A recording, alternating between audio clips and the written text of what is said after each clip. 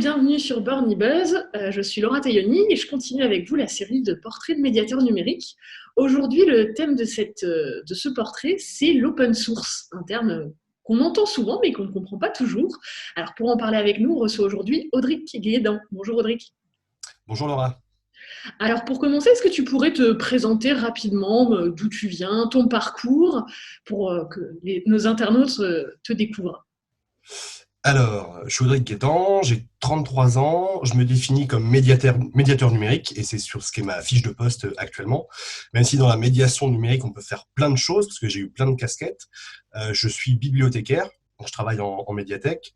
J'ai été responsable d'un espace public numérique au sein d'une médiathèque, donc je reste dans la même sphère. J'ai travaillé dans un Fab Lab, donc les lieux de fabrication numérique, en tant que facilitateur, où là, l'objectif, c'est d'accompagner le public à l'autonomie et à la créativité numérique, et puis sur des projets divers et variés. Je peux aussi me qualifier d'animateur. Alors, j'ai travaillé un certain nombre d'années en centre de loisirs où j'avais une spécialité sur le multimédia. C'est un mot qu'on n'emploie plus trop maintenant, animateur multimédia, mais voilà, tout ça, ça rentre dans la médiation numérique. Et j'ai un petit parcours aussi dans l'audiovisuel, avec à la fois une partie technique, tout ce qui est montage, vidéo et interview. Donc là, je me retrouve de l'autre côté, c'est drôle comme exercice. Mais également tout ce qui est éducation aux médias. Et du coup, maintenant, dans mon activité, qui est un peu une activité double, parce que d'un côté, je suis salarié pour une communauté de communes. Je suis en Vendée, je suis à Montaigu exactement, où je suis médiateur numérique dans la médiathèque. Et mon objectif, c'est de former mes collègues, les bénévoles, et d'accompagner au développement numérique des différentes actions qui se trouvent sur la commune. Et à côté, sur mon temps libre, quand il m'en reste un petit peu, je fais de la formation sur les questions du numérique aussi, que ce soit pour les particuliers, des professionnels, des entreprises, des fonctionnaires aussi, et beaucoup de bibliothécaires, mine de rien. Et du coup, voilà, je mélange tout ça. Il y a plein de passerelles entre ces différents métiers, avec un axe global qui est la transmission des connaissances, avec le but de rendre autonomes les personnes et de leur donner les clés pour qu'elles appréhendent mieux le monde numérique qui les entoure. Justement, tu parles de transmission. Je sais que c'est des termes qui ont déjà été utilisés dans des interviews précédentes. Et donc, c'est vraiment une question que je pose à tout le monde aussi, parce qu'on parle de médiation numérique, mais tout le monde n'a pas la même vision de ce que c'est. Est-ce que je peux te demander rapidement, en quelques phrases, pour toi, qu'est-ce que c'est la médiation numérique? Alors, de la même manière qu'il y a la médiation entre deux individus, deux humains, où il va falloir faire un peu le pont entre les deux, parce que peut-être que c'est deux personnes qui ont des difficultés, qui ne se comprennent pas, peut-être même qu'elles sont en opposition. Moi, je me place dans la même position, mais entre l'homme et la machine, parce que c'est compliqué d'appréhender les outils, les ordinateurs, les nouvelles technologies. Je vois aussi une part de traducteur, parce qu'il faut connaître ce langage.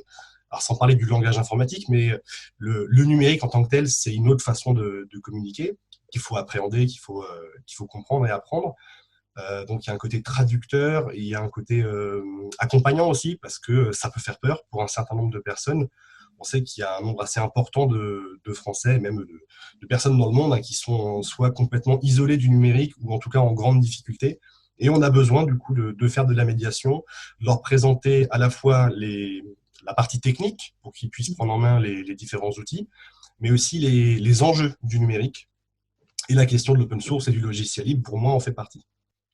D'accord. Très bonne transition. Justement, tu commences à parler d'open source et de logiciels libres, qui est le thème de cette interview. Donc peut-être pour illustrer un petit peu, on va commencer, si tu veux bien, par parler des différentes activités que tu mènes. Tu nous as parlé de pas mal de choses. Alors, tu nous as envoyé, j'ai partagé l'écran pour que tu puisses commenter en même temps les images.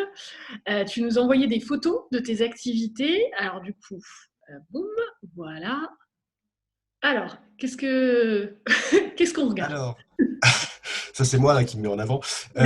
Ça c'est dans un tiers-lieu en Vendée qui s'appelle le Ludilab, dans lequel là, je faisais une formation sur une journée sur toutes les questions liées autour des données personnelles, de la protection des données personnelles et de la vie privée, notamment sur Internet.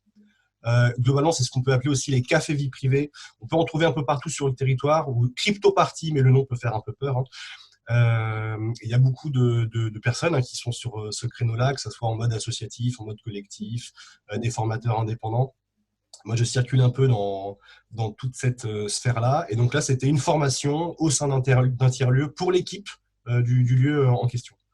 Donc, sensibilisation autour de la gestion des mots de passe, de tout ce qui est tracking en ligne, comment du coup laisser moins de traces sur Internet, présentation d'alternatives, donc de logiciels libres, on y reviendra, et manipulation, parce qu'on apprend en manipulant. Et c'est vrai que C'est la bien question... d'écrire de la théorie, qu'il y ait quelqu'un qui explique tout ça, mais si on ne teste pas les outils, on ne va pas pouvoir se les approprier.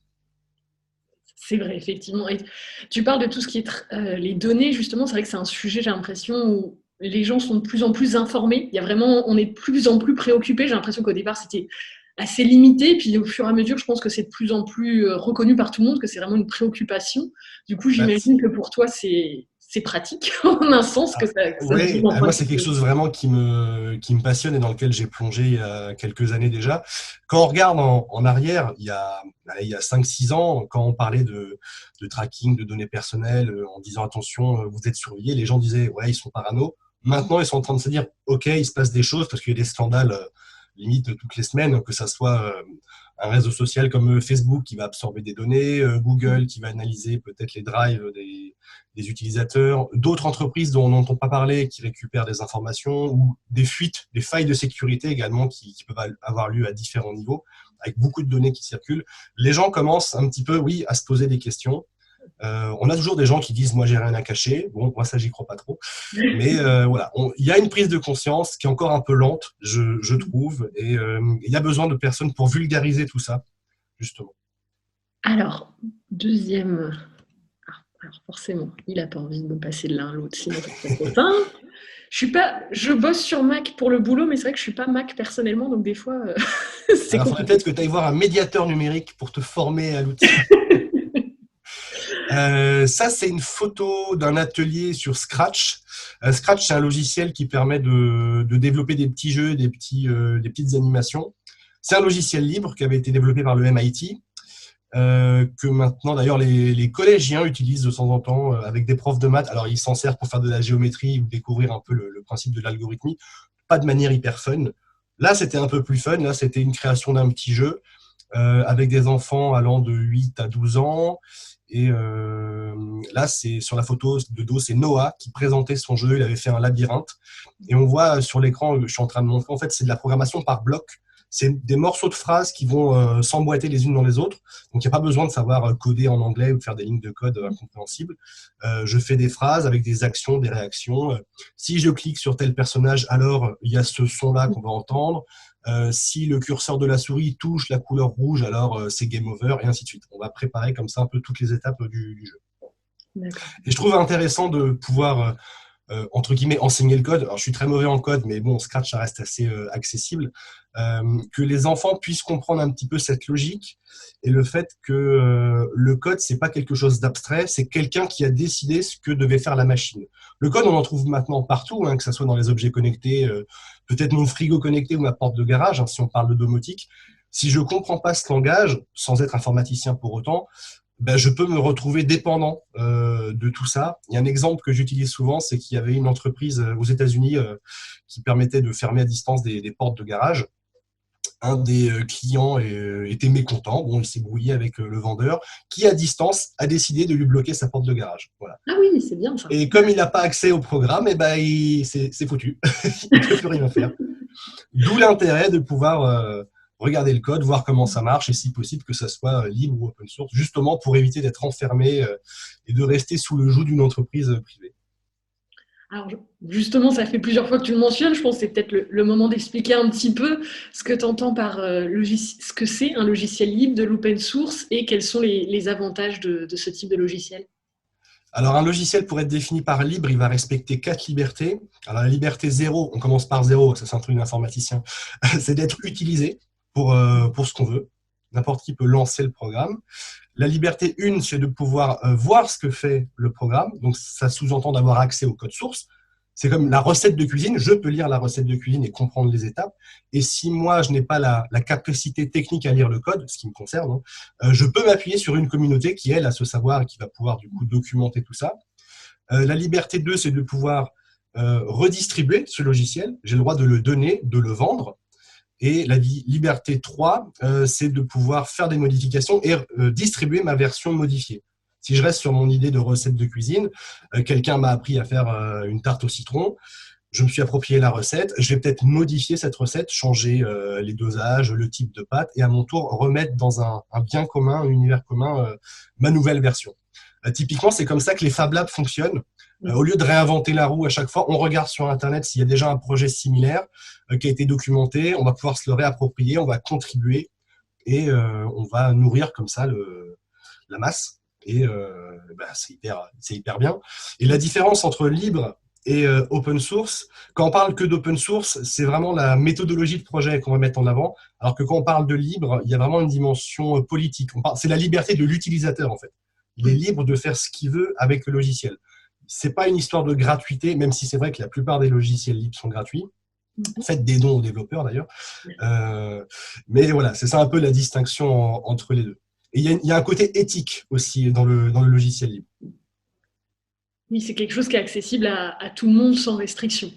Voilà. Et du coup, quand on s'intéresse à tout ce qui est protection des données, on va plutôt aller vers des logiciels libres parce qu'ils sont auditables, parce qu'on peut être sûr que le logiciel fait bien ce qui est marqué. Si ce n'est pas le cas, ça va rapidement être su parce que des personnes vont pouvoir analyser et faire des retours et même améliorer le logiciel. D'accord, je pense que c'est très clair. Alors, du coup, la troisième activité, Alors ça, c'était un atelier d'assemblage de consoles open source. C'était au festival Passage en Seine, en région parisienne. Donc là, c'est un atelier avec des adultes, mais j'ai fait le même atelier avec des enfants, où toutes les personnes ont un petit kit et doivent monter une KitCo. C'est une petite console en kit, que j'ai à côté de moi d'ailleurs, si je la retrouve. Elle est là. Voilà, c'est une console comme ça. D'accord. Donc en fait, c'est un PCB sur lequel on va pouvoir souder tous les éléments, que ce soit l'écran, qui est d'ailleurs un vieil écran de Nokia, donc en plus il y a le côté low-tech, récupération, des petits boutons pression, différents connecteurs. Ça se fait en à peu près 2 heures, ça dépend du niveau de compétence de chacun, mais même quelqu'un qui n'a jamais fait de soudure va pouvoir s'en sortir. Donc ça permet de créer sa propre machine. Alors, ok, c'est pas aussi puissant qu'une PlayStation 5, mais bon, là je peux dire c'est moi qui l'ai fabriqué. Et on peut ensuite coder ses propres jeux dessus. Et là, pareil, il y a toute une communauté qui va partager les jeux. Je peux récupérer le jeu de quelqu'un, regarder le code, le modifier, l'adapter, faire ma propre version, et ainsi de suite. Et il y a tout un univers comme ça des consoles open source. J'en ai d'ailleurs écrit un livre, parce que c'est un sujet qui m'intéresse. Et ça me permet de faire aussi la passerelle entre l'univers du jeu vidéo, qui est quelque chose qui me passionne, et l'univers du monde maker open source. Et voilà, ce type de petite console-là, c'est quelque chose d'assez efficace. Et puis c'est quelque chose qui est accessible à tous les âges aussi, j'imagine. Voilà, il n'y a pas d'âge pour s'amuser, pour apprendre à faire de la soudure, et puis pour rigoler, puis pour se brûler les doigts aussi un petit peu, avec un fer à souder. Mais ouais, c'est très sympa. Et ça, c'est un atelier que je fais régulièrement un petit peu partout, dans des médiathèques, dans des tiers-lieux. Voilà. Et en ce moment, je dévie un petit peu, mais je me dis avec la situation sanitaire, comment ça se passe justement pour tes ateliers? Tu arrives un peu à faire des choses malgré tout? Alors, depuis mars l'an dernier, j'ai pas vraiment fait d'atelier en physique. J'ai fait quelques formations, mais la plupart étaient en distanciel. Notamment des formations pour apprendre aux gens à utiliser les outils de visioconférence, histoire de faire la boucle. Mais ouais, tout ce qui a été animation publique, pour l'instant, j'ai pas pu en faire d'autres. Ouais. On va voir comment ça évolue. Entre-temps, j'ai repris un poste fixe, donc à la médiathèque à Montaigu, qui m'occupe déjà pas mal. Parce que là, il y a aussi du travail, même sur d'autres choses. Et alors, vu le nom de l'image, j'imagine que ça s'est passé à Poitiers. En effet, ça s'est passé à Poitiers, c'était à Cobalt, qui est pareil, qui est un tiers-lieu là-bas, espace de coworking. Là, c'était plus en mode conférence, sensibilisation sur la question justement des données personnelles. Donc un petit peu la même chose que j'ai pu faire au Ludilab, mais qui était pour une équipe réduite. Là, c'était une intervention à peu près de 2 heures, ce que j'appelle des conf-ateliers, où donc pareil, je raconte pas mal de choses et les gens peuvent tester certains outils en direct avec leur téléphone. Ce qui était intéressant, c'est qu'après cet échange-là, j'ai pu faire une formation pour les agents de la commune sur la même question et on les a fait travailler avec le DPO, donc le directeur de la protection des données de la ville, parce qu'à Poitiers est vraiment engagé sur cette question-là. C'était vraiment un atelier pratique avec les agents sur justement ce qu'ils avaient le droit de faire, ce qu'ils ne pouvaient pas faire, et beaucoup aussi on va dire, de mauvaises pratiques qu'on peut trouver dans différents services. Par exemple, une école qui demande chaque année de remplir la fiche d'inscription avec les informations qui concernent l'enfant, par défaut va demander le numéro de la carte vitale. En fait, ils ne sont pas censés l'avoir de base, même si c'est bien pratique s'il y a un accident ou quoi, mais ça ne rentre pas dans les données qu'on doit donner systématiquement. Il ne faut pas qu'on récupère, mais ça c'est dans le fameux RGPD dont tout le monde entend parler là, depuis mai 2018, on n'est pas censé récupérer des données personnelles en avance au cas où un jour ça nous serve peut-être. Si j'en ai pas besoin, j'en ai pas besoin. Le jour où j'en ai besoin, voilà, je fais la demande. D'accord. C'est bien, à chaque fois tu me fais des bonnes transitions, parce que justement tu parles du territoire, ce qui nous amène vers notre prochaine question. Pour une médiation numérique réussie, et particulièrement du coup en prenant en compte tout ce qui est open source et logiciel libre que tu essayes d'imbriquer dans cette médiation numérique, quels deux conseils tu donnerais au territoire pour réussir ça? Alors, il faut cartographier ce qui existe déjà, que ce soit des lieux ou des personnes physiques, parce qu'il y a quand même, en fait, il y a du monde qui est déjà en train de faire de la médiation à différents niveaux, que ça soit, comme j'ai déjà dit, dans des bibliothèques, dans des tiers-lieux, il y a des centres sociaux qui font ça également, des indépendants. Faut réussir à faire un réseau et un maillage. Alors, c'est en train d'arriver, mais je trouve que on est un peu en retard peut-être par rapport à certains. Il faut savoir ce qui se trouve sur son territoire. Il ne faut pas hésiter à aller voir les autres, savoir qui fait quoi, qui est spécialisé sur quel domaine, et à travailler ensemble, parce qu'il y a, comme j'ai dit, il y a un nombre important de personnes à éduquer, à former. On ne peut pas le faire tout seul. Il faut pouvoir se reposer sur une communauté, et il faut pouvoir se renvoyer la balle et même travailler à plusieurs. Il y a des hubs numériques qui existent sur le territoire. Moi en Vendée, c'est le hub Conum qui fait Pays de la Loire, Vendée et Maine-et-Loire. Donc renseignez-vous, regardez ce qui existe, parce que vous n'êtes pas tout seul. Et si vous êtes un professionnel et que vous cherchez de l'aide, vous allez pouvoir en trouver. Et si vous êtes un particulier, là aussi, renseignez-vous. C'est plus vers des services publics peut-être que vous allez pouvoir vous tourner. Mais encore faut-il être au courant de l'offre existante. Et c'est vrai qu'il y a des actions qui sont mises en place au niveau politique pour accompagner les habitants, mais ils prennent rarement en compte, j'ai l'impression, après peut-être corrige-moi si j'ai tort, mais qu'ils prennent rarement en compte justement cet aspect open source, logiciel libre. Qu'est-ce qu'il faut faire pour que ça soit quelque chose qui rentre en considération dans leur réflexion? Alors, dans certaines lois, je ne connais pas par cœur, mais c'est marqué qu'on doit favoriser le logiciel libre. Mais bon, favoriser, ça veut tout dire et rien dire à la fois. Donc, dans les textes, c'est marqué qu'il faudrait aller vers ce type de logiciel, rien que pour un coût parfois monétaire. Le simple fait de payer des licences Windows, ça coûte cher. Et puis, on repose sur un acteur privé d'un autre pays. Bon, ça peut aussi poser question, sachant que Microsoft... ils sont partout dans les administrations, à l'armée, à l'éducation nationale, à la culture. Voilà, faut faire confiance du coup à une entreprise qui a une force de frappe comme ça, alors qu'il existe des alternatives libres et il existe un paquet d'associations qui peuvent justement accompagner notamment les services publics à cette transition. Il y a de plus en plus de villes qui font cette démarche. Il y a différents labels d'ailleurs qui existent entre les villes, c'est quoi, ville internet ou ville libre, j'ai plus le titre exact, mais on peut mettre en avant cette différence, expliquer pourquoi. Il y a beaucoup de personnes qui vont dire bon, je ne comprends pas l'intérêt du logiciel libre. Si un jour l'entreprise en question qui me vend un service ou qui me loue un logiciel, si elle ferme, si personne ne reprend derrière, moi j'ai plus accès à rien. Si ça marche pas, je peux me retrouver pareil un petit peu dans la panade. Alors que si je suis sur un outil libre, ça peut être repris par quelqu'un d'autre. Comme le code est ouvert, le logiciel va pas mourir tout seul dans un coin.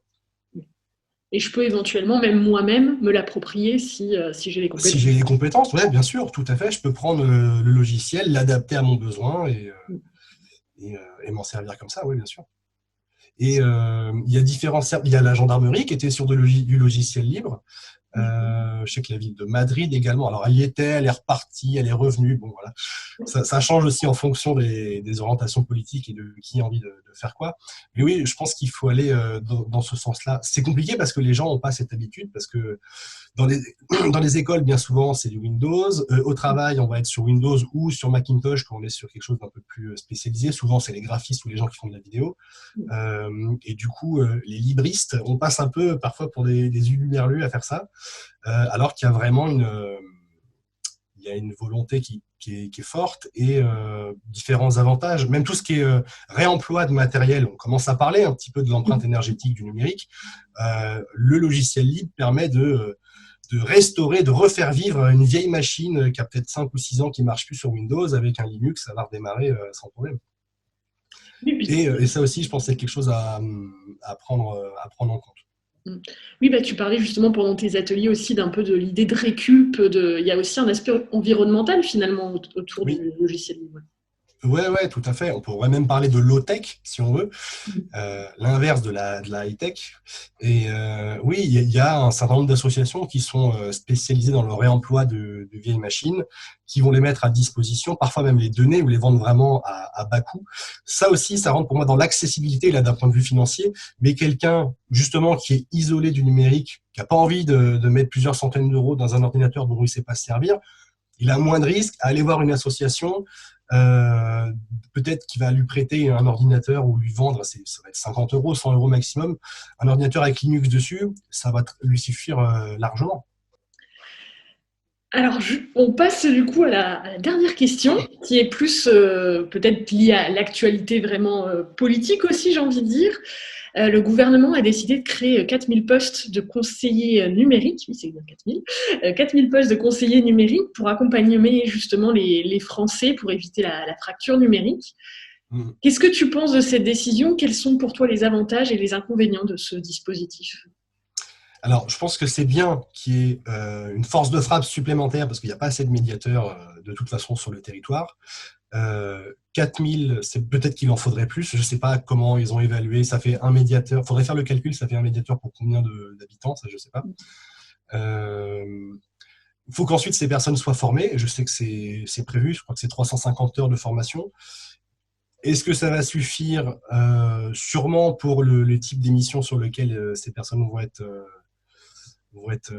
engagées. Je crois que c'est notamment sur l'accompagnement à l'e-administration, donc l'administration en ligne, CV, Pôle emploi, la CAF, un petit peu tous ces services-là. Ils vont peut-être pas pouvoir aller aussi loin que peuvent le faire d'autres médiateurs numériques qui sont sur le terrain depuis plus longtemps et qui ont parfois un bagage technique supplémentaire. Parce que 350 heures, c'est bien, mais ça ne fait pas tout. Il y a quand même l'expérience qui rentre en compte.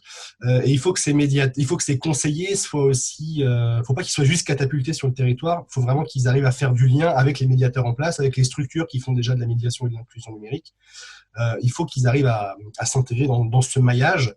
Donc ça peut renforcer tout ça, mais il faut que ça soit pérenne aussi, parce que là, je sais que pour l'instant, c'est un projet sur 2 ans. En tout cas, il y a un accompagnement et un financement de 2 ans sur les postes. Ensuite, voilà, on va se poser la question dans 2 ans sur les 4000 et combien seront toujours là. J'espère qu'il y en aura plus. J'espère aussi qu'on ne va pas remplacer des médiateurs en place par des conseillers parce que ça coûte moins cher, parce qu'ils sont que au SMIC. Bon, ça serait dommage. Faut qu'on arrive à articuler tout ça et il faut qu'il y ait du dialogue, je pense, entre ce qui existe et ce que le gouvernement a envie de faire. Mais pour toi, il y a une complémentarité possible entre ces 2 types de postes? Oui, tout à fait. Ce qui ça serait intéressant, ça serait qu'un médiateur puisse savoir quels sont les conseillers sur son territoire, que les conseillers puissent poser des questions aux médiateurs. Il pourrait peut-être les orienter vers différentes structures, les former, pourquoi pas, à certains enjeux, ou même techniquement. Il pourrait y avoir du travail commun là-dessus. Ouais. Et même au niveau des ressources, je ne sais pas encore ce qui est prévu. Il existe un certain nombre de ressources libres, pareil, qui ont des licences libres sur lesquelles qu'on va pouvoir réutiliser un peu à sa sauce. Est-ce que les conseillers vont être au courant de tout ça? Est-ce qu'on va leur présenter un petit peu l'existant déjà? Ça, je ne sais pas. Mais en tout cas, il faut faire du lien, si on veut que ça soit efficace. Moi, j'ai toute toutes les infos dont j'avais besoin, c'était très clair. Est-ce qu'il y a peut-être des choses dont on n'a pas parlé que tu voudrais évoquer par rapport à la médiation numérique, à l'open source?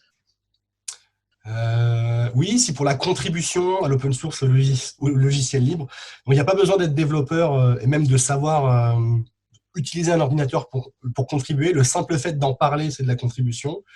Il y a ce qu'on appelle des contribateliers qu'on va trouver un petit peu partout, alors en ligne surtout en ce moment, mais pareil, ça se trouvait dans des lieux publics où il y a des gens qui vont faire de la traduction, des personnes qui vont enregistrer leur voix ou juste lire un texte, ou juste réfléchir à comment faire améliorer un logiciel ou faire de la cartographie. Il y a plein de choses possibles qui sont vraiment accessibles, donc il est possible de participer à tout cet écosystème et on n'en sera que plus fort.